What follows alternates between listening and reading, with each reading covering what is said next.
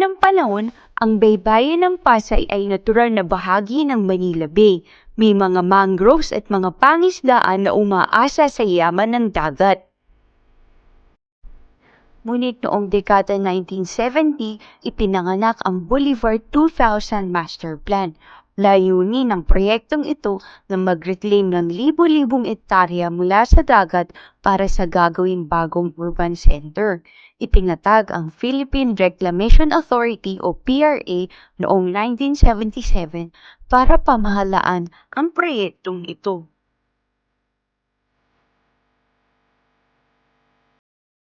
Mula rito, nagsimula ang unti-unting pagbabago ng anyo ng baybayin. Sa pamamagitan ng dump and fill method, nilagyan ng lupa at buhangin ang bahagi ng dagat hanggang sa mabuo ang mga artificial na lupain. Noong early 1980s, tinatayang mahigit 600 hectares na ang na-reclaim.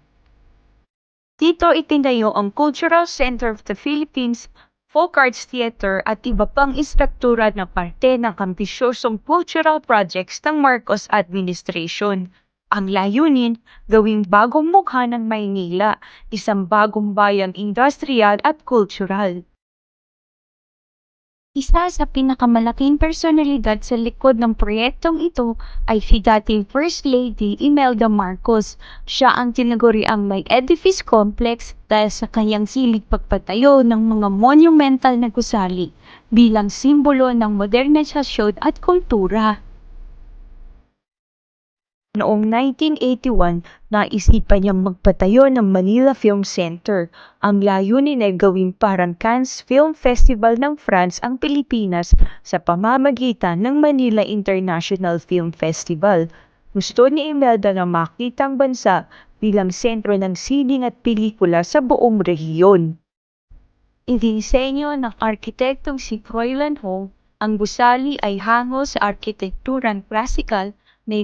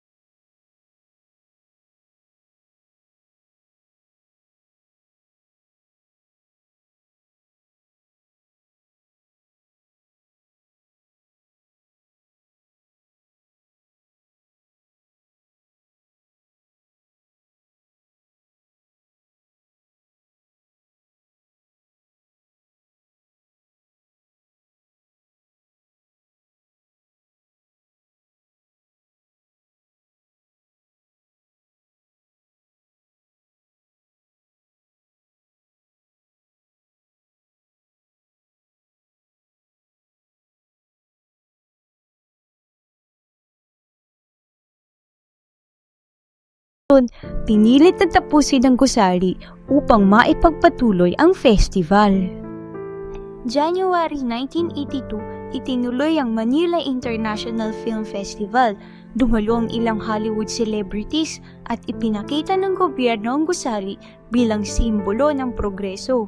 Ngunit sa likod ng engrandeng palabas, nananatiling tahimik ang pamahalaan tungkol sa tunay na nangyari noong madaling araw ng Nobyembre. Sa paglipas ng panahon, nabalutan ng iba't ibang kwento at alamat ang gusali. May mga nagsasabing nakaririnig sila ng iyak at ungol sa loob. May mga naniniwala na ang mga kaluluwa ng mga trabahador ay nananatili roon. Ngunit higit sa lahat, ang gusali ay naging paalaala na sa likod ng malalaking proyekto, may tunay na buhay at trahedyang nasakripisyo. Matapos ang Marcos regime noong 1986, unti-unti na rin nagbago ang mukha ng Bay City. Noong 2006, binuksan ang SM Mall of Asia, isa sa pinakamalaking shopping mall sa buong mundo. Sinundan ito ng mga integrated casino resorts tulad ng Solaire, City of Dreams at Okada Manila. Nabuo rin ang Asiala City at Entertainment City, mga modernong distrito na puno ng offices, hotels at residential towers. Mula sa dating bahagi ng dagat, naging isa itong sentro ng negosyo at aliwan sa Metro Manila. Ngayon, ang Bay City ay simbolo ng modernong urban development, puno ng malls, casinos, hotels at entertainment hubs. Ngunit sa kabila ng kinang ng mga ilaw, hindi natin dapat kalimutan ang madilim na bahagi ng kasaysayan nito. Ang Manila Film Center ay nananatiling nakatayo, hindi lang bilang gusali, kundi bilang paalaala ng ambisyon, kapabayaan at mga buhay na nawala. Sa huli, handa ba tayong magpatuloy sa pagdevelop ng ating mga lungsod kung ang kapalit naman nito ay ang pagkasira ng kapaligiran at kaligtasan ng tao?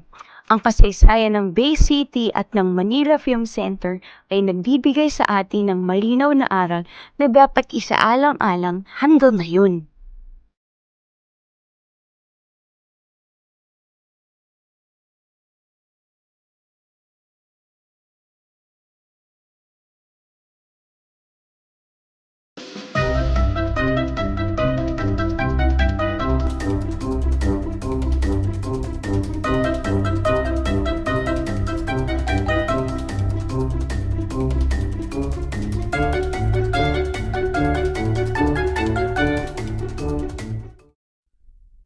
Ayan mga kamarites, natapos na ang ating kasaysayang kwento.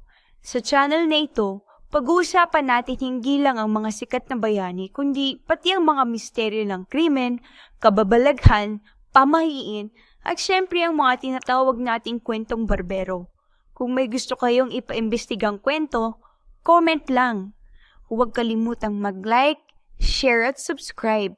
Ako si Marites Historian at ito ang Kwentong Barbero, Chismis o Totoo.